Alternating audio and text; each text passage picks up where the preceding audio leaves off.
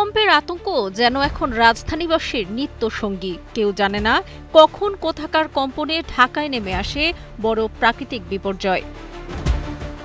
শুক্রবার উৎপত্তি হওয়া ৫.৭ মাত্রার ভূমিকম্পে অন্তত ১০ জন নিহত হন।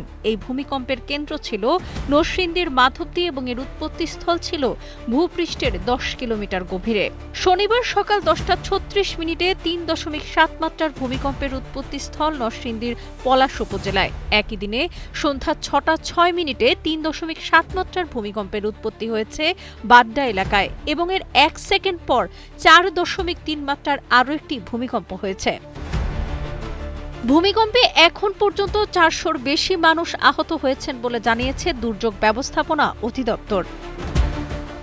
শনিবার ভূমিকম্পে ক্ষতিগ্রস্ত ভবনগুলোর প্রকৃত অবস্থা যাচাইয়ের লক্ষ্যে পুরান ঢাকার আরমানিটোলা, মুগদা ও বাড্ডা আলাতুন্নেসা উচ্চ মাধ্যমিক বিদ্যালয়ে সরেজমিনে পরিদর্শন করে রাজুক চেয়ারম্যান ইঞ্জিনিয়ার মোহাম্মদ রিয়াজুল ইসলাম জানান, সতর্ক না হলে বড় বিপর্যয় অপেক্ষা করছে।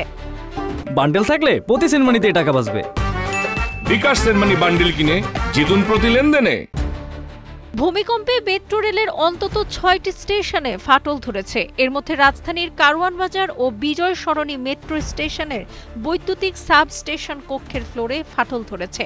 এছাড়া বিজয় সরণির সাব স্টেশনের প্রবেশদ্বারের দেয়ালেও ফাটল ধরেছে এবং পল্লবীর বৈদ্যুতিক সাব স্টেশনের কক্ষের ফ্লোর ও স্টেশন নিয়ন্ত্রণ কক্ষের ভেতরেও ফাটল ধরেছে।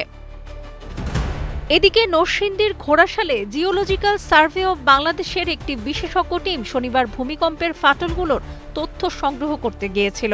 তারা জানান, ঘোড়াশাল গরুর খামারের পাশে এবং ঘোড়াশাল রেসিডেন্সিয়াল মডেল কলেজের মাঠে যে ফাটল হয়েছে সেগুলোর গভীরতা সবচেয়ে বেশি।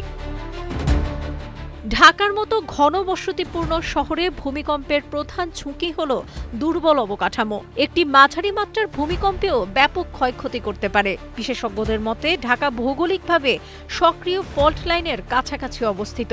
ইন্ডিয়ান, ইউরেশিয়ান এবং বার্মা টেকটনিক প্লেটের সংযোগস্থলের কাছে অবস্থানের কারণে এই অঞ্চলে ভূমিকম্পের ঝুঁকি বিদ্যমান। ভূতাত্ত্বিক গবেষণা ইঙ্গিত দেয় যে এই অঞ্চলে শক্তিশালী ভূমিকম্পের সম্ভাবনা রয়েছে। ভূমিকম্পের ঝুঁকি মোকাবেলায় ব্যক্তিগত, জাতীয় পর্যায়ে প্রস্তুতি এবং জনসচেতনতা অত্যন্ত গুরুত্বপূর্ণ বলে মনে করেন বিশেষজ্ঞরা। সাবরিনা কাজী, কালের কণ্ঠ।